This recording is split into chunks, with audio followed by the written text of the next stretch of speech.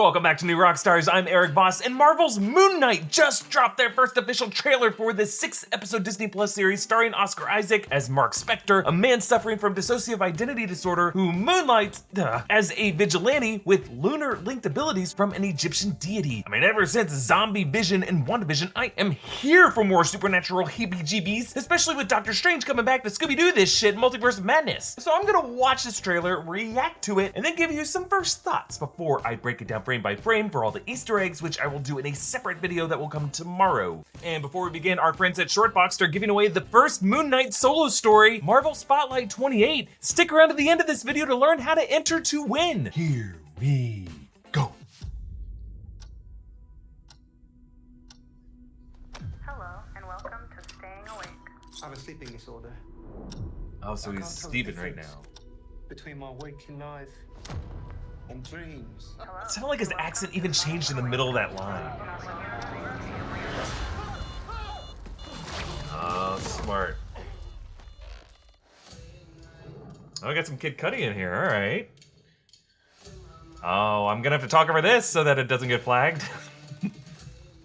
Oh, it's a British museum, not the same museum as Dane Whitman. Yeah, she wants to bang. Oh, it's like he doesn't even know if that experience is a dream or not. Whoa! So that was himself.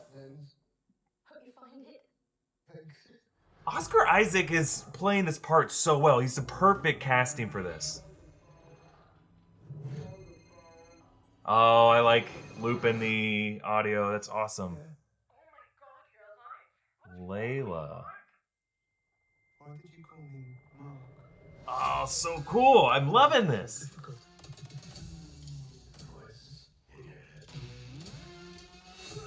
Wow. Oh, man. Ethan Hawke is so creepy. I've never seen that side of him before. Oh, you see the Ankh shadow? I love it. Whoa, he's hitting something now. That wasn't there before, they added it in. I am digging this. Let's f***ing go!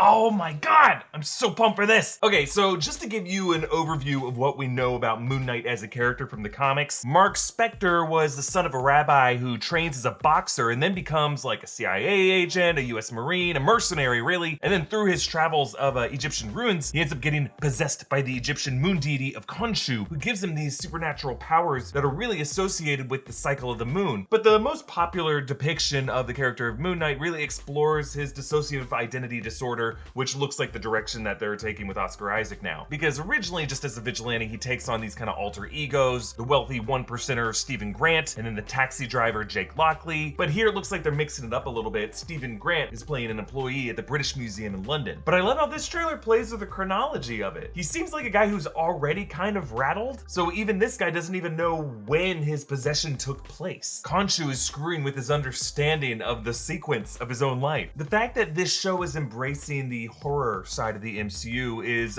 something I'm very excited about. That was one of my favorite things from WandaVision. None of us was quite sure how much of Wanda's sitcom reality was really a hallucination or something physically manifesting. Well, imagine that, but in a show where we never really get the answer to it. Because all of this is being shown from his own mind, he's never really quite sure what his reality is or who he even is. And as is the case with people who suffer from dissociative identity disorder, they have no memory of things that they did when their conscious mind was being controlled by one of the other identities. We gotta talk about Ethan Hawke here. He's playing the villain of the series that he said leading up to the show he was basing on the cult leader David Koresh, leader of the Branch Davidians of Waco, Texas. He's the one here who says, "There's chaos in you." And closed captioning reveals his character name as Arthur Harrow. Now, Arthur Harrow was an obscure Moon Knight villain who really only shows up in one issue, I think. That was 1985's Deadly Knowledge, Moon Knight Volume 2, Issue 2. Dr. Arthur Harrow is a renegade mad scientist who suffers from a disease that leaves him with a horrible facial disfigurement. He's working on a scientific means to deaden the pain centers of the human body. He actually based his work on Nazi experiments from World War II that had been outlawed by the Nuremberg trials. He ends up rigging a pyramid on the Yucatan Peninsula to try to kill Moon Knight, but he manages to escape, and it's revealed that he's working for a secret organization known as Omnium. That does not look to be the case here, though, with the character. It might just be a name that they pulled from the 80s comics and are now writing a new version of the character who looks very much like a Koreshian cult leader. One of these free-thinking enlightenment figures leading a new way of life for these poor